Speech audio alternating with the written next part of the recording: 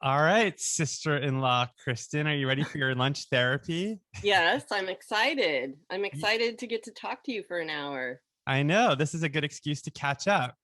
I know, and I'm also a lunch therapy fan. You're one of the very few, and I appreciate that. I just did a poll on my Instagram asking people, just for some feedback on lunch therapy. And I was like, do you like lunch therapy? And like 83% were like, yes. But then like some people were like, no, but you can see who says no. And now I'm furious at those fans of mine. I wondered about that. I just saw that poll. Yeah, I guess that's my own psychological issue that I set myself up for such punishment. Well, at least you got 83% positive, right? Yeah, and I kind of did it to sort of make sure I was engaging with my Instagram following about it because sometimes it feels like I'm podcasting out into the ether and I wanted to make sure everyone felt like they were part of it. Gotcha. Well, so Kristen, there are various reasons why you're on today. Number one, you asked to come on, which I want to hear more about. And number two, you are studying to be a therapist yourself. So I guess my first question, let's start with number one. Like, why did you want to come on lunch therapy? Oh my gosh. Let's see. Why did I want to come on lunch? You know what? That's a really good question. Um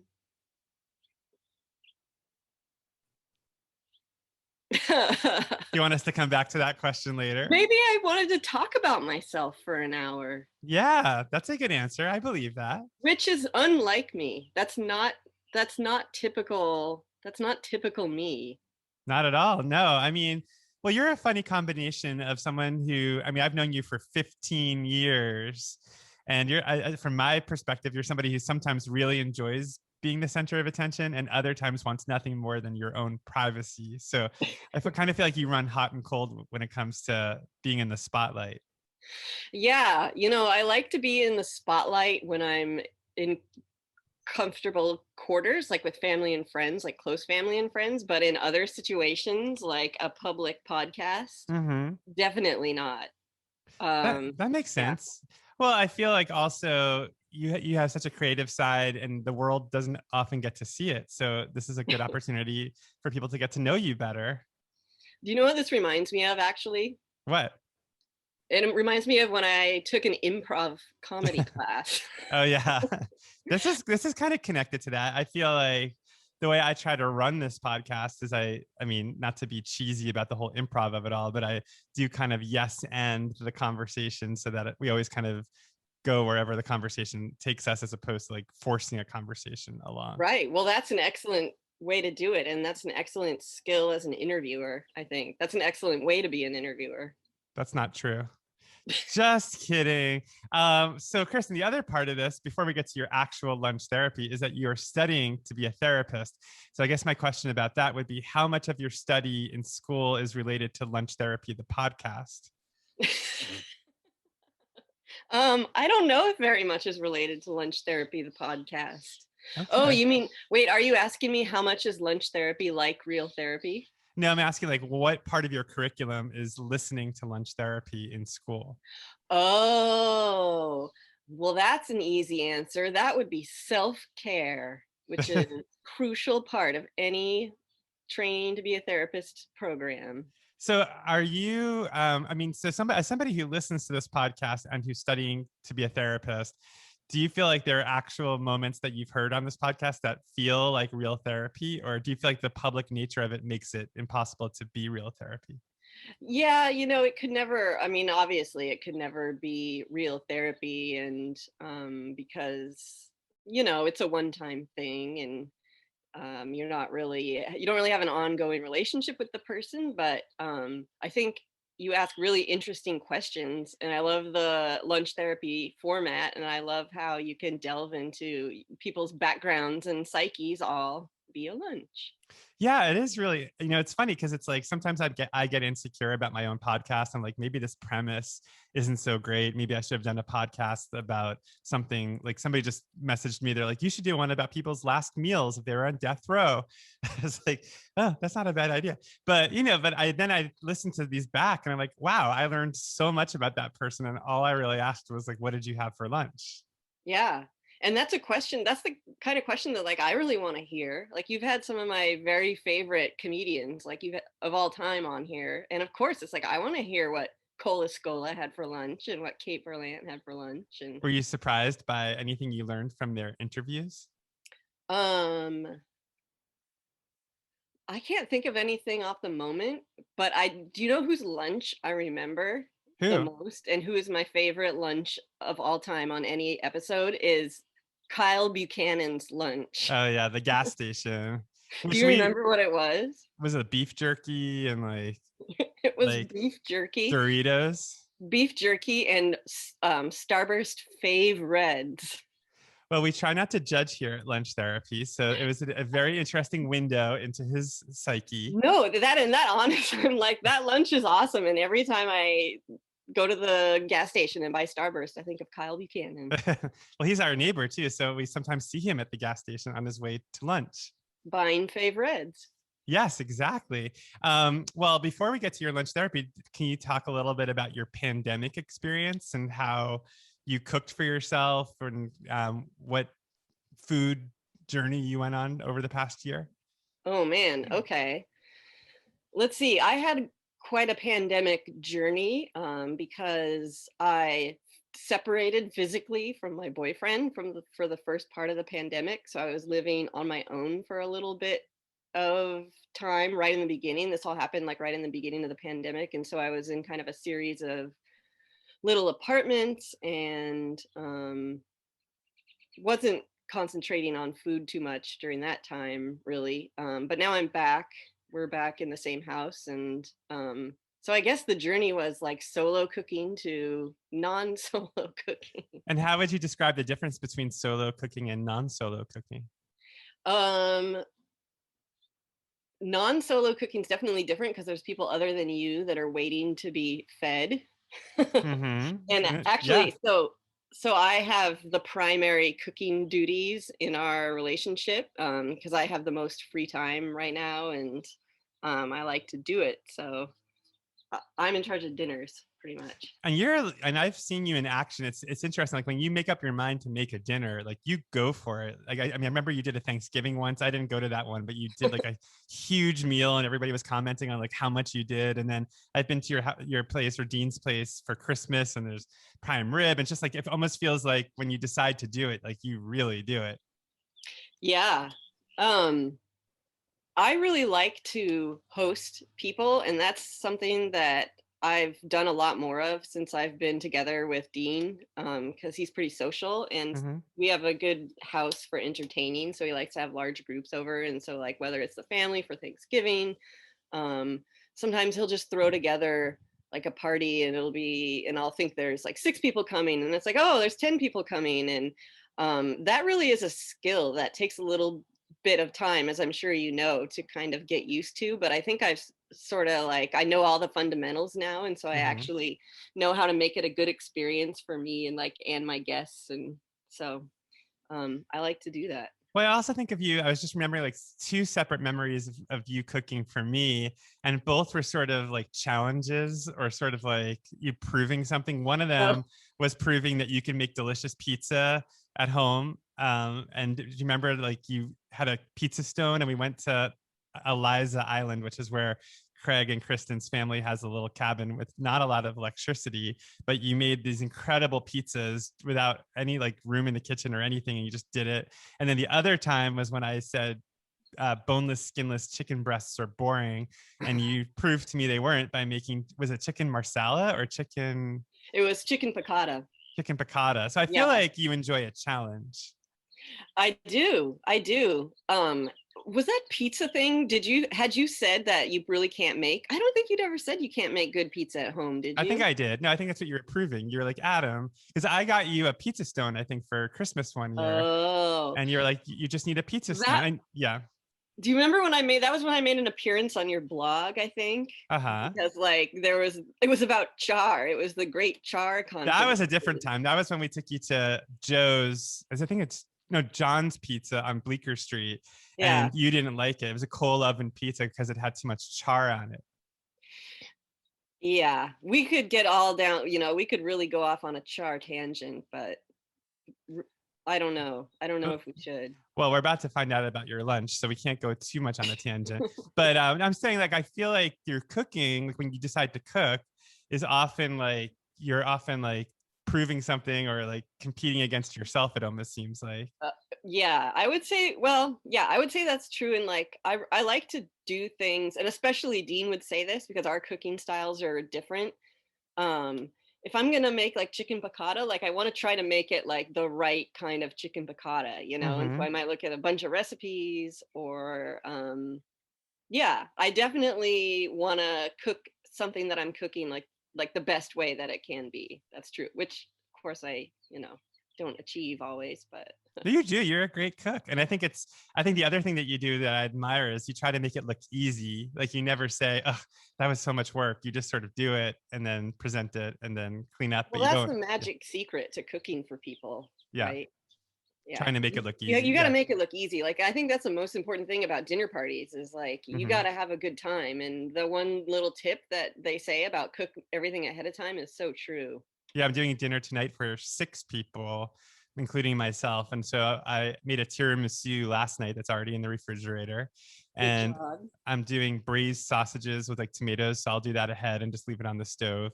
And then I'm just doing like a little salad, which I could do when everyone gets here. So yeah, that's a good point. All right. Well, we've Yeah. stalled long enough. So, Kristen Johnson, what did you have for lunch today? I love it. It's the okay. I had a taco. Okay. Do you care to elaborate? I had a crunchy beef taco that was left over from cooking Julie Johnson, my Your mother and mother. Craig's mother. It was her birthday yesterday. So we had my mom and dad over, and I did let's see, we had my mom and dad, and then our other brother Eric, and me and Dean and Chloe. So I think that was 6 people. Chloe is Dean's daughter. Yes, Chloe is Dean's daughter. And I made tacos, two kinds of tacos, fish tacos and crunchy beef tacos. So what I had for lunch was a leftover beef taco. Okay, lots of questions, lots to think about here. So, I mean, right, let's go straight to the core of it because this is very Okay. Oedipal because it was your mother's birthday and Yes. you served beef and fish tacos. Yes. And my first question is, was that something that your mother, Julie, who's my mother-in-law, requested, or was it something that you just chose to make for her?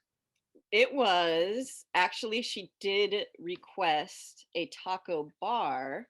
Um, because I texted her and said, "What do you want to eat for your birthday?"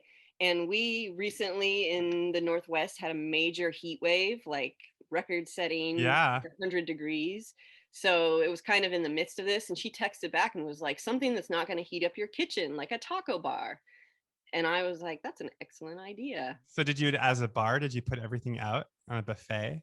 I put it all out. Yeah, it was small enough group that we were all around the table, but I put everything on the table, all the condiments. And fish tacos is something that I didn't used to make ever before I met Dean, but he and his daughters like it and they eat it a lot. And so I'm pretty good at fish tacos. So it was What kind nothing of fish do you put in the fish tacos? I do cod, Mm-hmm. and I marinate it in a little garlic, lemon juice, and olive oil, and Mm-hmm. then grill it. And I make a fish. We have to talk about my fish taco sauce Yeah, because please. it's one thing that I'm pretty proud of because it's one of those things that I can whip out. Like I've become a good enough cook that I can do a handful of sauces and stuff like, you know, off the top of my head, So which what's the fish taco sauce?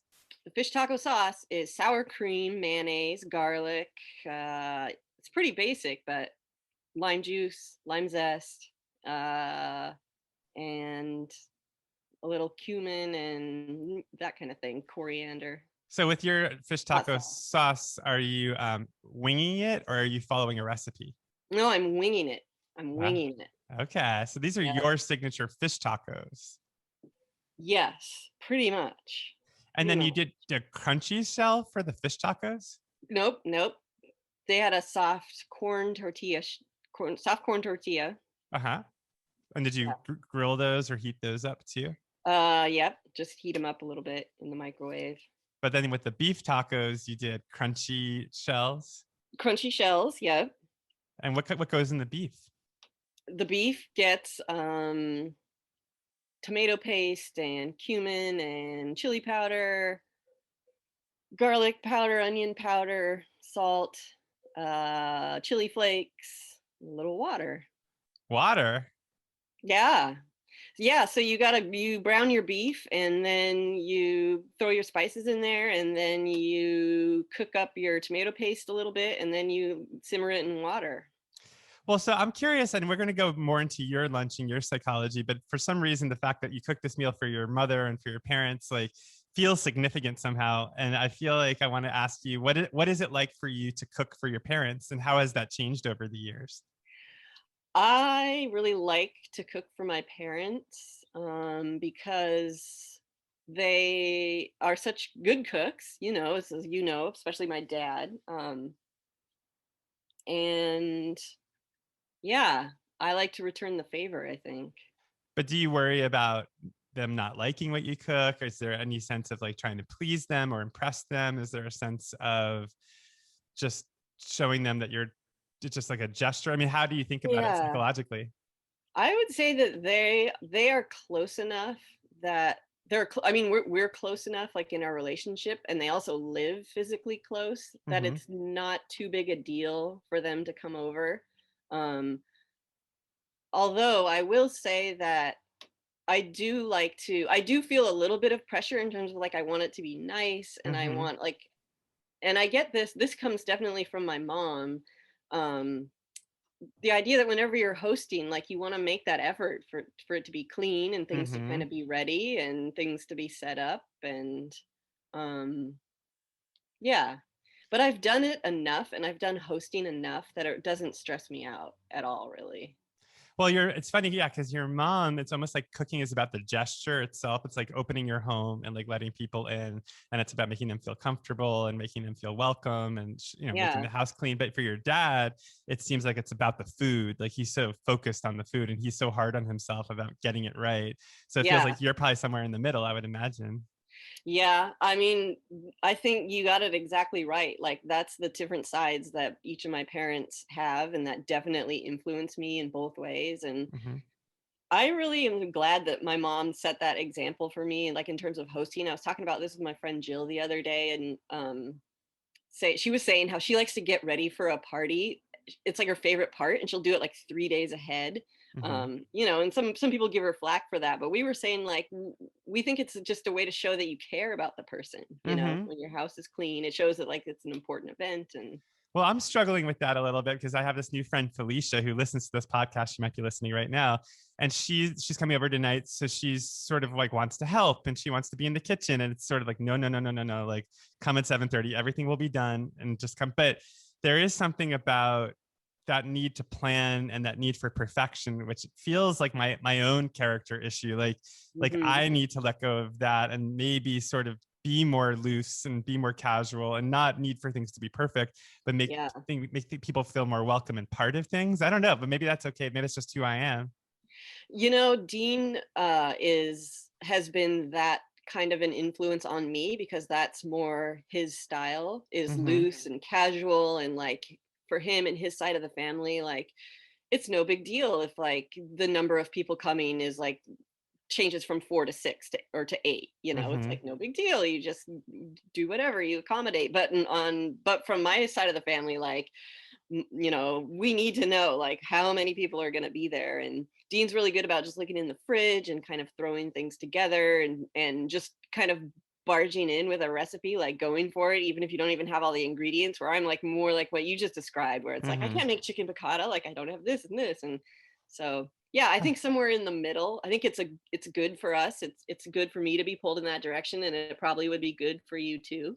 What's the um psychological like term I mean, how would you describe somebody psychologically who like needs to plan everything and have everything just so versus somebody who doesn't? Is it like an anal personality, or is that old fashioned to use that term? hmm Well, anal's a Freudian thing. Yeah. It's maybe a little bit old fashioned. What would be the term for that? I don't know. Loosey goosey? No, the opposite of loosey Yeah, goosey. high strung, anxious. The thing that popped into my head was the oh, what is it called? The Myers Briggs. Probably Mm-hmm. one of the Myers Briggs things would Yeah. explain more about that. So, okay, so let's go to your lunch. So you had this leftover beef taco, and was it stuffed already with beef, or did you stuff it today? I stuffed it today. I had all the components saved separately, and I microwaved the beef, and I heated up the taco shell, the corn taco shell, in the toaster oven. Mm-hmm. And then I put bottled taco sauce on it, and cheddar cheese, and pickled onions that I had left over, and lettuce. Wow. So was this a big lunch for you, or is this a typical lunch for you? Um, this was this was maybe it was big. It wasn't big because I didn't eat a lot, but I had eaten breakfast like not long before. But then I was like, oh, I gotta I gotta eat something for lunch. And Ah, it definitely had a lunch therapy influence on it, because I might have just made like, I don't know. I was gonna make a quesadilla, but I don't know. Then I was like, oh yeah, I've got all that taco stuff. So anyway, it definitely had some lunch therapy had some influence on what I chose ultimately. and what's the difference between making a quesadilla for yourself and eating the leftover taco? Like, how was it about how it represented you? Um, a little bit. I thought that there would be more to talk about. Like if I do a quesadilla, it's just straight cheese and flour tortilla in a pan with butter. Mm-hmm. But uh, the leftover taco I felt would be a better conversation piece, because then we could talk about the party the night before and all that kind of thing. Well, that feels like that's a key element to this, though, because I often ask my guests, like, did you eat your lunch because it's what you would normally eat, or did you eat it because you knew you were coming on the podcast? And I feel Right. like that there's something in that that reveals something. Oh yeah, And for you, it's almost like people pleasing, I wonder, or like trying to do what's expected of you, or not to disappoint. If that definitely. feels right, Oh yeah, has that always been true of you? Because I feel like you have that side, but I feel like you have a completely other side that I've witnessed where you don't, you just do what you want, like where you're not concerned about people pleasing, So I'm curious that's to my know. ideal self. Tell me more. No, I'm definitely a people pleaser, 100%. And in fact, I think I hope that's not gonna affect me doing therapy, or I suspect it may be something that I have to work to overcome. Hmm. Because your job when you're a therapist, you're definitely not there to always make your client feel comfortable, or to give them what they expect or what they want, or what's, Hmm. yeah. So, but yes, I certainly am a people pleaser, and I certainly like want to do something the best that it could be. So it's like, what would be the best lunch? So yeah, I thought like, what would be the best lunch that I could have Well, it's also for the interesting because time. And we talked earlier about like cooking for yourself versus cooking for Dean and other people, and like I wonder, it begs the question, so to speak, when you were by yourself and there were no people to please, what kind of meal? I mean, we asked you earlier what kind of meals you made for yourself, but like, hmm, what is it like when you're not trying to please other people and you're only trying to please yourself? What kind of food do you make? oh my gosh, probably like, I mean, I definitely have a side that will go to McDonald's, Mm-hmm. and or like eat frozen. I didn't have like much kitchen stuff with me, or like in apartments. It was basically like people's mother-in-law apartments, like friends of friends that I Mm-hmm. stayed in. Um, so that would have been like, I'm trying to think if I ever even did cook in one of those. And I can't remember. I don't If I did, it probably was like buying like an Italian sausage and heating it up in a pan with some jarred spaghetti sauce. Well, it's funny because Craig is in New York right now directing an episode of Gossip Girl.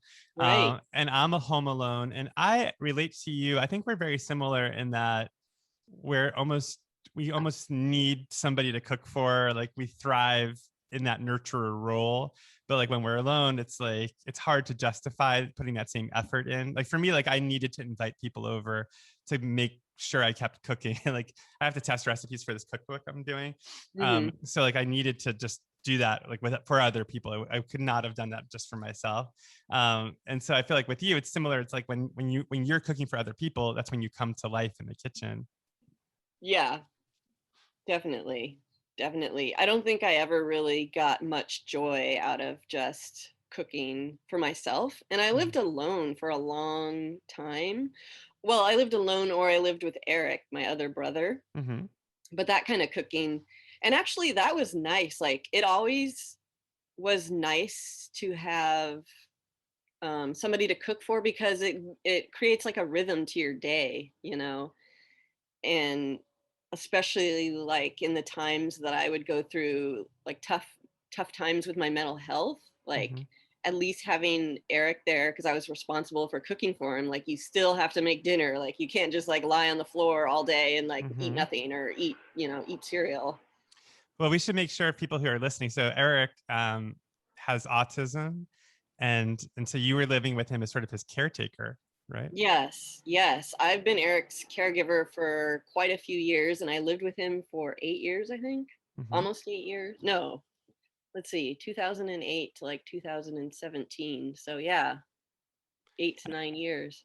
And just, I mean, I know this story, but like for people who don't know, how would you describe that experience of going from, because I knew you lived in Seattle. Actually, when I met you, I think you were a waitress, which is a whole other conversation we can have. Right. But then you decided to move back from Seattle to Bellingham, where your family lives, and you moved in with Eric to take care of him, or to be his caretaker. Hmm. And from my observation, like you not only did a great job, but I just saw how Eric kind of came to life, and it was really kind of cool to see you stepping into that role. But I wonder if you could talk a little bit about like what that was like for you to suddenly be in this position where you had to feed him and take care of him, and coming from just Yeah. taking care of yourself. Well, I took that job for totally selfish reasons, and it was a really, really hard decision. But the reason why I took it was because I was going to get this sweet new place that my parents had helped Eric buy, and it was like a new construction townhouse in like the most ideal neighborhood in Bellingham. And part of the compensation for being his caregiver is you get to live rent free. Plus, the caregiving job had like health benefits, and I wanted to finish my undergrad degree. So it was like an ideal situation, I thought, for me personally. But then, Mm-hmm. yeah, that aspect of going back and playing that role in my family, it was really hard to like pull the plug and do it. And I never once was like, oh, I should do this because it would be a nice thing to do Mm. for Eric. But it turned out that way. Like it turned out to be really good for him, like you said, thank you. And really rewarding for me to be able to get to know him so well as an adult, and get to see his world, and like how it could be improved and how things could be made easier for him. Well, it's funny that you describe it as sort of a selfish act in a weird way, because I don't think anybody else would see it that way. But I also know that you're a very ethically minded person. And actually, I just remembered when we got into a huge debate once about vegetarianism, and you almost made me cry. Uh, I was 'cause- just wondering if we were going to bring up the epic meat debate. oh my God. Well, you are relentless. That's the other thing. People are only seeing your sweet side right now. They're not seeing this terrifying, relentless arguer, which you can be. I mean, when you decide to argue about something, oh my God, watch out, because you will double down. And Well, but don't I do it in like a very like, I'm like an arguer ninja, right? Because I don't yeah, get emotional like well, I don't get emotional, and I can stay calm. But you know what that all comes from? It comes from my undergrad degree in philosophy. Like right. they really train you. You get trained to think a certain way, and to be able to like very like coldly see like both sides of an argument, or maybe not coldly, but like, you have some perspective. And Well, I think that what you were saying then, which is actually probably what I believe now, is that it's not ethically justifiable to eat meat, but I choose to like just do it anyway. Like, I think that's what you said. right. And I was like, no, but it is just, I was trying to make all these arguments for why it was ethical. Like for the, the fact that like, all these, God, I can't even remember what I said at the time, but maybe I would say now that the world is a brutal place, and there's all kinds of Right. horrible things that happen. And this is part of the system. And I guess that's moral Yeah. relativism. So you picked me apart. Well, and it was about eating like meat the way it's or not where it's prepared today, like factory farm meat, basically. And Like were it wasn't you, about meat in general, because it wasn't an argument about like, of course many make, that argument that humans shouldn't eat any animals at all, but it was about like, given the way that factory farmed meat comes to the table, it's not, yeah. well, Anyway. it's been actually a funny thing that's related to where you are right now, which is that lately it feels like places that are renowned for selling humane meat and like ethical animals are getting exposed for, like in LA, we have this butcher called Del Campo, which was just exposed as selling like USDA beef like off a truck, but marking it up like $50 and saying it was humanely raised. But then there in Bellingham or in Orcas Island is whatchamacallit, the Willows Inn, Mm-hmm. which was just revealed as like he claimed that everything was caught locally and then it was like from Costco. So Right. so it's just sort of like, it kind of makes me think about like, how do you even, I mean, I guess, is it ethical just if you think you're buying ethical meat and you buy it and you eat it and then it turns out that it wasn't ethically raised meat or humanely raised, are you ethically in the wrong? Right. Well, I don't think you are, because you were doing it in good faith and you were just provided with faulty information. Mm-hmm. But I Okay. think it's an interesting thing, this whole phenomenon of people really, the way it makes people feel to buy like meat like that and food. I don't know. Food is such an interesting thing. So it's like, anyway, we could Yeah, go off well, on keep that going. I topic. want to hear what you're going to say. Well, I was gonna say like it's such a crazy world right now. And I think that food decisions are so immediate in people's life, and it's something that they can feel like they have control over. Mm-hmm. And there's all these impossible problems that are so overwhelming, but so I think people can really gravitate to this idea that they're so careful about like what they eat and what they put in their bodies. And sometimes Mm-hmm. I think it can go a little bit they can go a little bit too far or too stringent. Not, and this is not to say like you shouldn't. Of course, you absolutely should eat ethical meat, and um, I don't know. That just made me think of that. No, I get your point completely. And it's funny because like it feels like people tie their identities to how they eat and where they eat. And I was just thinking about Chick-fil-A because to me it's grotesque that people would eat there knowing that they give money to like anti-gay organizations. And Mm-hmm. yet Craig and I go to In-N-Out Burger, which like has Bible verses on the bottle of like the soda cups, and God knows who they donate to. It's like it's just sort of arbitrary, like which things we like decide like that's not me. I would never go to Chick-fil-A, but I would Yeah. go to In-N-Out Burger. What does that even mean? Like, how do you know? And where do Right. you Well, draw the line? that's a really good point, because it just shows that everything isn't as black and white as people, when they become very stringent about it, hope Mhm. that it is and want it to be that way because it's like something you can hang your hat on. But yeah, but like with In and Out, that's a great example, because sure, they might have Bible verses on their cups, but they're also a really good company in terms of how they treat their employees. Mhm. They pay them really well, and they help pay for schooling, and there's great opportunities for advancement. Like their managers make like, I think, over $100,000 at In and Out. Well, it also makes me think of like what else is going on in the food world right now. Not to get too much into this, but like the whole Allison Roman thing. I don't know if you followed that saga of her. No.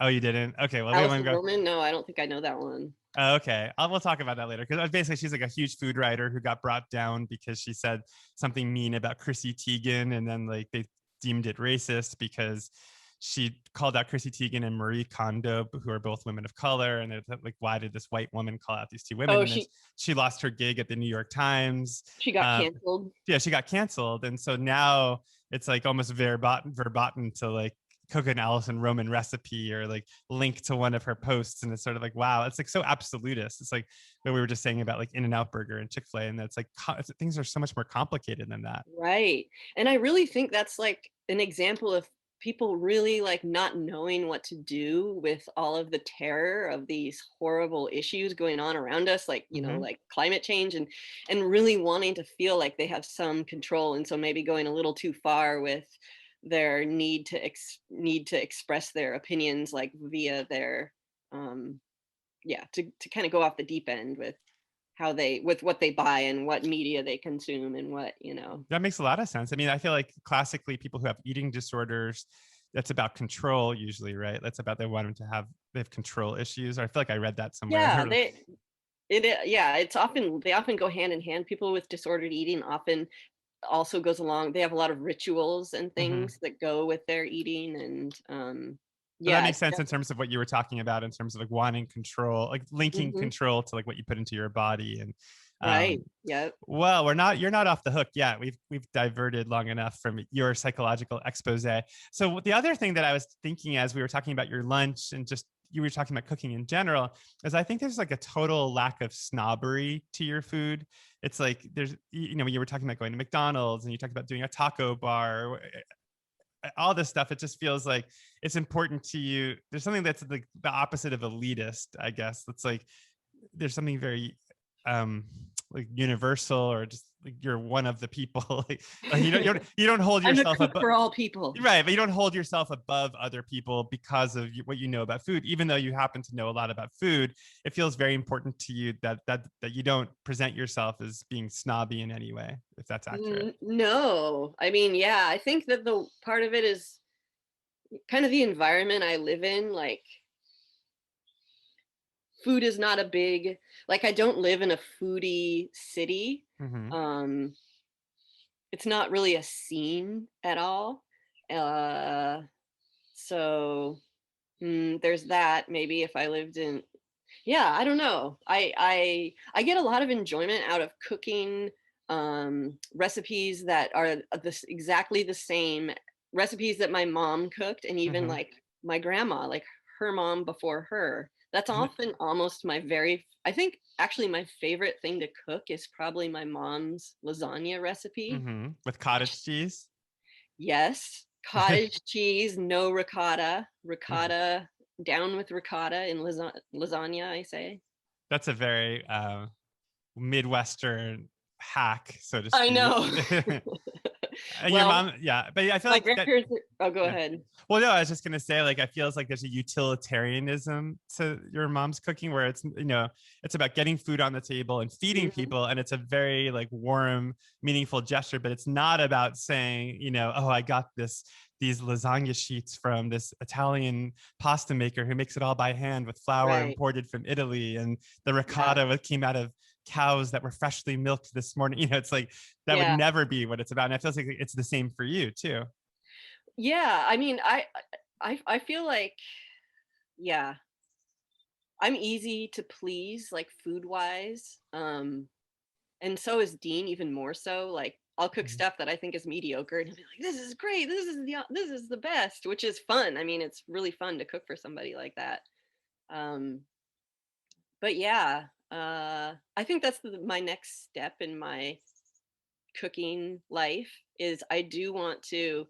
I don't often cook, like seek out new recipes and cook with like cool ingredients. Like, I want to try like like, I don't know, cook Indian food with Mhm. special ingredients that I have to go and buy, like And now with the or internet, you can get like a hard anything. recipe, you know. Yeah, I don't do totally. that so much because, yeah, most of it is like trying to get stuff on the table. But then I like to do whatever it is, like, well, you know.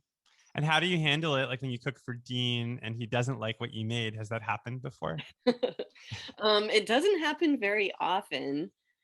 Uh, you know, I think it just kind of works itself out. Like, I made pad thai recently, and Hmm. the noodles were totally hard and crunchy. Like, they didn't spend enough time getting cooked, and so, that was kind of a bummer because pad thai, like, there is a lot of steps to it, but we just threw some water in the bowl and then microwaved it until the noodles got softer, and And how do yeah. you handle that? Do you freak out when stuff like that happens, or are you pretty No, cool? I might have. I may have earlier, but I don't anymore because Hmm. you really start to understand, like, it's just a meal and there's going to be another one, and it's not worth stressing about. That's great. Yeah. Well, I was going to ask you. I mean, we alluded to this earlier about the char on pizza, but I Hmm. feel like you do have a lot of strong opinions about food and things that bug you, and certain, like even just now you were saying cottage cheese instead of ricotta. But like, I feel like I've seen you get worked up about food things, so I guess I'm curious. Like, what are your biggest food pet peeves? Oh, well, the char. So the thing on with char on pizza that I always want to make it clear is, like, I understand char. Hmm. Like, I know it's supposed to be there. What the problem I had was, we got pizza not from Joe's, but do you remember I got a takeout pizza and I lifted up the bottom of it and I showed the bottom, and it was like all black, and I was like, this is not like, I feel like sometimes people take liberty with like the term char to Uh-huh. pass off like overdone pizza is like, Right. oh, you don't understand char. But it's like, no, like because I used to be a pizza cook. Oh And yeah, so, and you like, can I'll cook toss the over the pizza in the crust. air. Yeah. Yeah, and if the crust on the bottom is uniformly like too dark, then that's just overcooked pizza. And sometimes it'll be gritty. Here's one of my pet peeves: pizza cooks who don't sweep their ovens enough. Tell us more. If you ever have a slice of pizza and there's like little sandy, gritty bits on it, that is the sign that the cooks aren't sweeping out their ovens like they should be a couple times during each shift. And where did you work? Which pizza place did you work at? I worked at a big pizza chain that's local to the Seattle area called Pagliacci. And what did you have to do there? Were you a pizza cook or were you Yeah, working the I line? started out on the counter, just like cashiering, Mm-hmm. and then I became a prep cook. And Mm-hmm. then they eventually, if you're interested in it, they graduate you to learning to toss the dough and make the pizza, which was And super fun. That's one of the most fun jobs I've ever had. and you're good at it. Like you really get that dough high in the air. Yeah, I can toss a pizza dough. That's right. Well, it's like riding a bike. Once you learn that skill, you never lose it. So They what? make you start with dish towels, wet dish towels. Oh, really? That's a good idea. Yeah. So what other tips about making pizza did you learn when you worked at Pagliacci's? Um, Really important tip is when so you know how you have your cutting board like thing with the handle, which is Mhm. like the pizza launcher or something. The peel, The pizza peel. peel. I'm Yeah, sorry. Yes, of course. The pizza pizza peel. launcher. The pizza. Uh, you don't want it to stick to the peel. Right. So you want to use a lot of speed when you're assembling your pizza on the peel. You want to make sure you have enough flour or cornmeal, whatever you're using. And then before you go to launch it, which is what they call when you slide it off the peel into the oven, you want to shake it when it's on your counter still and make sure that it fully slides. Otherwise, you're going to end up with a big pile of doughy Well, mess. I'm curious because you said people don't sweep their onions means you have crunchy stuff under the pizza. But when I've made pizza, I do put like cornmeal under the pizza so it slides into the oven. But is Mm. that different than what you're talking about? Like, I feel like the crunchy bits on the bottom of my pizza is just because I put that under there on purpose so that slides easily. Yeah, no, it's not cornmeal. It's like commercial pizza ovens will get like ashy, flaky stuff. It's Mm-hmm. not quite gritty as much as it is like ash and just like Okay. dirty sand. Um, there's one local pizza place that I'm not going to name here in Bellingham that's Ooh. notorious for not, or that I notice every time I go there. Their pizza's still pretty decent, but every time I'm like, not sweeping their ovens. And what is the best pizza you've ever had? Like, what's the high watermark for pizza for you? Oh my gosh, the best pizza. Or would you say it's Pagliacci's? Because I feel like I've heard you say that before. That No, it's Pagliacci. It's definitely not like the best, but I really like it. I Mhm. enjoy it. I ate it all the time when I worked there, and I often seek it out when I go. But it's like kind of comforting to me. And what's your go-to topping order for Pagliacci pizza? My favorite pizza at Pagliacci is a really simple pizza that just has olive oil base, no garlic, just olive oil, mozzarella, blue cheese, and then you Whoa, bake the pizza, and then it gets fresh chunks of tomato when it comes out of the oven. yum! Yeah, it's really good. I feel like I should analyze people's pizza toppings in my next podcast You should. because I feel like that pizza captures you in that there's the funk and surprise of the blue cheese, but the purity of the tomatoes. And especially if you have, it's like over the top good if you have really good tomatoes. Mm. So, is pizza the area you feel like you know the most about when it comes to cooking and food because of your time at Pagliacci's? Mm, yeah, probably. I mean, I guess because I worked as a cook, I know certain things about, yeah, I would say that's probably right. I know about things that the average home cook might not know. But you know what I haven't done is make pizza dough from scratch. Oh, And I was I've going done to that. mention, for full disclosure, when I cooked pizza on Eliza, it was with dough that I probably bought a dough ball from a local pizza shop. I never have, I've been too intimidated to make my own pizza dough. By the way, are you watching Top Chef this season? No. Well, they're in Portland, Oregon, and then they go to Cannon Beach. And the final challenge in the last episode was they had to catch Dungeness crabs and make a hot dish and a cold dish using Dungeness crabs. And Is there a train going past you? Oh yeah, I live right by train tracks. That's Sorry. fine. I just want to make sure you're okay. She's tied to the railroad tracks if you can't see her right now. So if you hear screaming, that's what's happening. It's coming No, pretty no, hard. but I was going to mention that your family, when they go to Eliza, famously catches Dungeness crab, boils it on the beach, and eats it right there on a log. And it's pretty extraordinary. And I was Hmm. wondering if you could share a few words about that. Oh man, that is like it's like a godly food experience. It's like the prime. That really is like one of the best meals I think I've ever had, and that you can have, because it's so immediate. You go from creature and you pull it out of the sea and you boil it and eat it, and it needs nothing. Now, your dad is the one who rows out and catches the crabs, and he's often the one who like smacks the shells off of them or the heads off of them and breaks them in half and puts them in the pot. But I Yeah. feel like from my observation, neither you nor Craig have taken on the mantle of crab hunting. And I'm wondering I if that's know. something you want to learn. And I know, and it's what's stopping shameful you? too, because our dad is, he's getting up there. He's in his upper He's 70s, and probably listening to this right now. he He's can't doing crab great. forever. You know what? That is actually where Dean stepped into our lives in a timely manner, because Dean is also crabbing and good at crabbing and has a boat, and so we can make a seamless transition from Steve to Dean. Well, I'm curious for you though, because for me, psychologically, there is something unnerving about seeing a live, gigantic crab crawling around the bottom of your boat and then lifting that up and knocking the head off. Like, I don't think I've done all kinds of things in the kitchen. I've flambéed bananas before. I've flattened a chicken, Hmm. but I've never killed a live crab. I have killed a live lobster, but a crab, something about it is terrifying. But maybe that's something I need to work through. Yeah, I do too. I can do every step of the crabbing process. Like I'm willing to do it except for what they call, like, euphemistically, cleaning cleaning the crab, Cleaning the which crab, means yeah. whacking its shell off in one, like on the side of the boat, and then ripping it in half and dumping its guts off. I don't like to do that part because, well, that's when you're killing the creature, Yeah. and that is really hard to do. And in fact, you just reminded me, I haven't thought about this in a long time, but I once had a friend who had a chicken farm and they were doing a chicken slaughter, and I wanted to go and help because I wanted to challenge myself. I felt that because I'm going to continue to eat meat, I should be able to actually kill a Mm-hmm. chicken. But Yeah. when it came down to it, it was the final moment, and you take the chicken and you put it upside down in a metal cone, and its little head is sticking out the cone, and then what you do is you just grab the head and you take a sharp knife and slice the head off.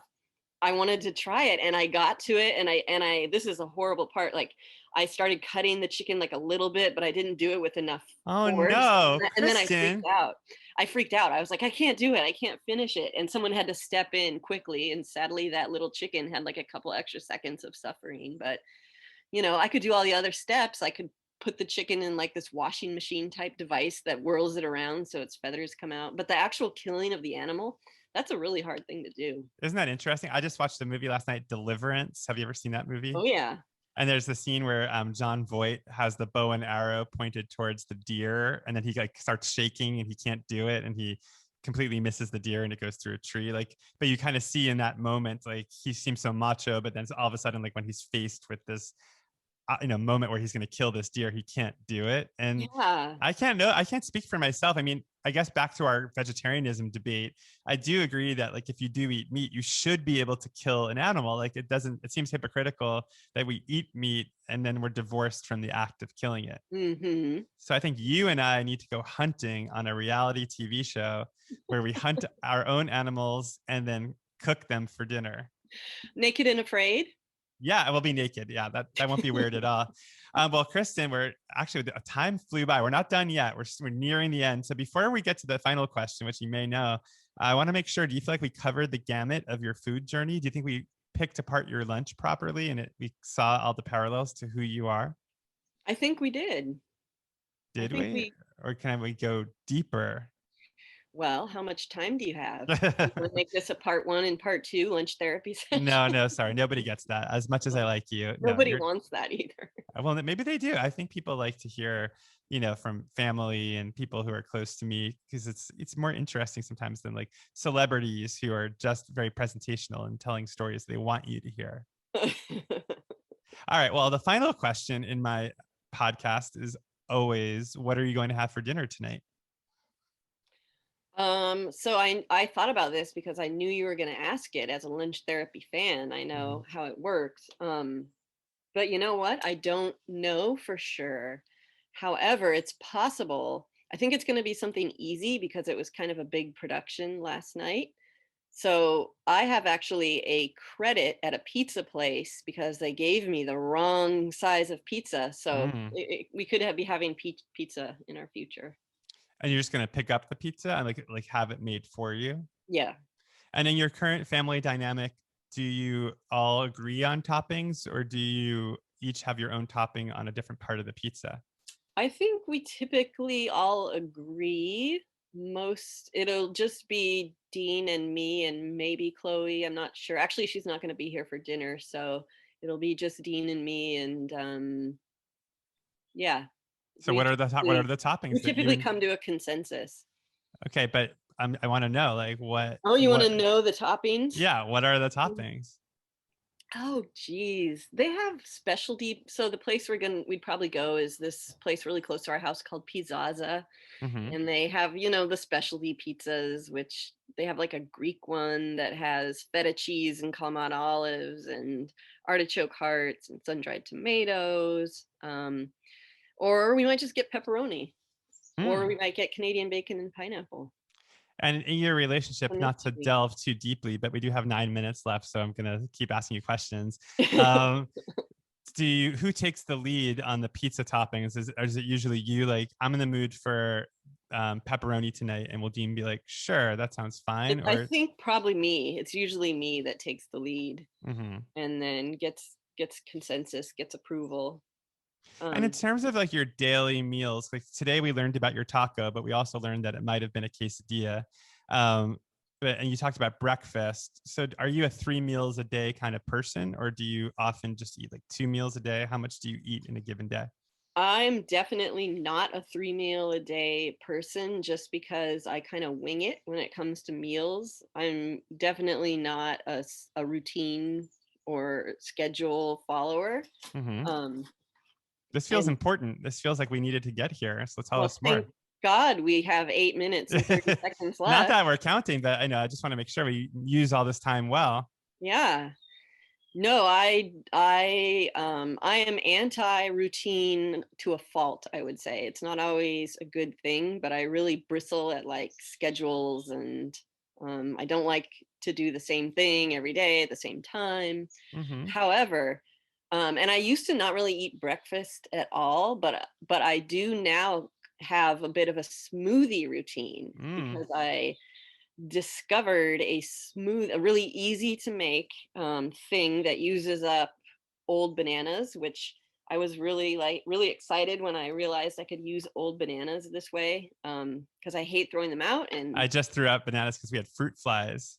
yeah, so what I make is a super simple smoothie that tastes exactly like an old school orange Julius. Hmm. Do they have orange Julius's in Florida? I think so. I've never had it, but I'm aware of it. Like I know the It's chain. basically like an orangey, like vanilla-y drink. So what do you put in And your so smoothie? my smoothie is just crushed ice and plain Greek yogurt and an oldish banana and maybe like a third of a cup of orange juice and vanilla. Yeah. Yeah, blend it up. It's very basic, but I really like it, and so it gave me something to do in the mornings, and so now I'm more likely to start eating earlier in the day because I like to make that smoothie. Now I seem to recall on your last visit that either Scarlett or Chloe, who are Dean's daughters, are you drinking beer, by the way? No, I'm drinking. What is that? It's iced tea. Oh, okay. I was like, wow, she's really going for it. They seem to say like Kristen eats a second dinner often. They seem to say Yes, like they'll find you at like midnight eating like macaroni and cheese. Not to out you on the end of this podcast, but that's okay. I am not ashamed of my second dinner habit. where does that come from? Or does it come from hunger, or does it come from ritual, or like what's the motivation behind it? So if I'm left to my own devices, my go-to schedule would be get up late, like at 11, like go to bed really late, get Mm-hmm. up late, not eat really until the middle until like probably like 1 or 2 or 3 p.m., which would essentially be breakfast. So then Mm-hmm. that kind of shifts everything. So then dinner becomes like lunch, and but I haven't had many calories by the end of the day. So then you have second dinner So you're like a hobbit. at like 9 or 10 p.m. Yeah, exactly. Well, that's the other part of you. We talked about you as a people pleaser, but this other side to you, like setting your own schedule, like wanting to sleep late, like eating at midnight or whatever, like it feels like there's a huge independent streak within you too, where it's, you know, you kind of march to the beat of your own drum. And I wonder how that competes with your people pleasing side. Like, are they at war with one another, or do you kind of keep that Um, independent side separate? there's definitely kind of some battles that are fought on that front, or like it's definitely like there's compromises and things, because so like one good example is Dean likes it when we go to bed at the same time. Mm-hmm. And I'm the same so way. Yes. you're the same way. You and yeah, I some get so unnerved that like Craig will fall asleep on the couch and I'll be like, please just come to bed. Like I'm going to be laying there, like waiting for you to wake up and come to bed. Just like get into the bed. And he doesn't understand that at all. He thinks I'm annoying him. this is so funny. Well, and isn't it, and I think Dean feels the same way. And then I think he gets especially irritated when I not only don't come to bed, but I then fall asleep on the couch, because it's like, Ugh. you were so sleepy. Why didn't you just get into bed? But sometimes, I don't know, I should talk to my brother about this, because sometimes it's just like there's so much effort, or it's like nighttime is the prime time to go down like internet rabbit holes, or Mm-hmm. just to like, I get really deep in my head like late at night. And so I don't know. And it also just seems like it takes so much work. But yeah, but I can also see Dean's side of it and your side of it, where it's like, come on, like you're gonna fall asleep on the couch. Now you're just adding like insult to injury. Well, But what makes me anyway, think about like when you talked about my family as being a one creature with multiple heads, and that your family was like four independent creatures. Is that what oh you said? yeah, Or five you know independent what? creatures? Yeah. You could characterize Dean's family and my family the same way. Like Yeah. Dean's family would be like, they're very much more merged, Mm-hmm. and yeah, like one uniform creature with, yeah, just how you described Well, I it. mean, for me, it's all about food because, like, my mom, you know, when I'm home, she'll be like, "What are you having for lunch? What are you having for dinner? What did you eat this morning? What did?" And I'll do that to Craig. I'm like, "What did you have for lunch?" She's like, "Why do you want to know what I had for lunch?" I'm like, "Well, first of all, it's the premise of my podcast.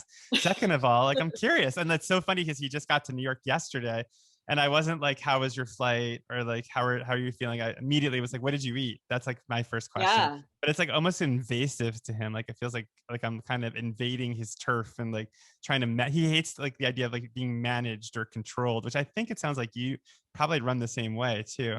Well, you know what? I think that I understand that people who are on the side of the spectrum that tends towards more independence can benefit from having a partner or a friend or somebody in their life who pulls them more towards the side of joining and togetherness. And and that's what Dean does for me, and I think that's what you do for Craig, although I think it sounds like Craig resists it a lot.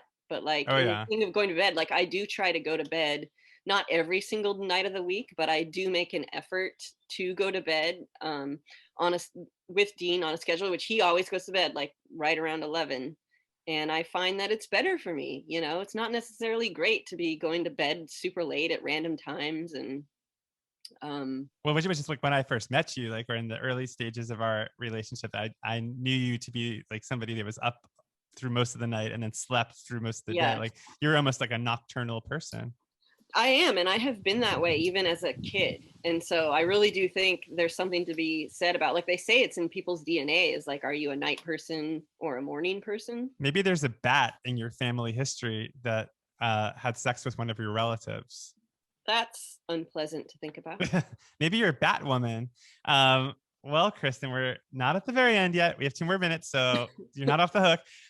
But so with that independent streak and Dean's like wanting to be connected, how does that manifest itself in food?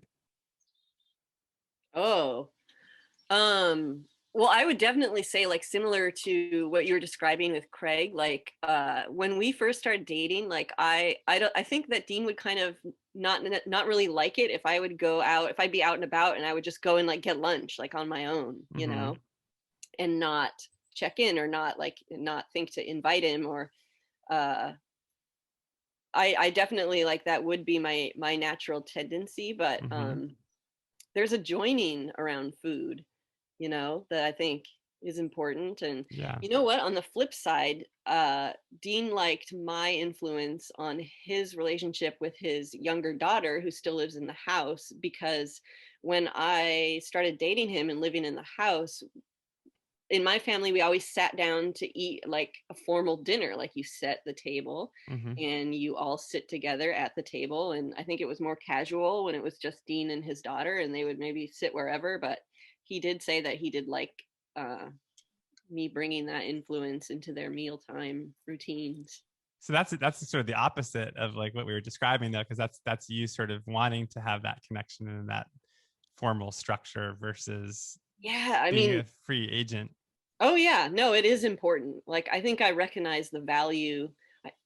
I recognize the downside of being too independent, and Mm-hmm. um, both sides of the spectrum have their downsides and their upsides. And Well, this comes up for Craig and I literally all the time. It's like he says separate creatures is what he'll often say to me. Like, we're separate creatures. Like we'll be at a party or something, and I'll be like, I want to go home. He's like, well, I want to stay, and he's like, well, go home.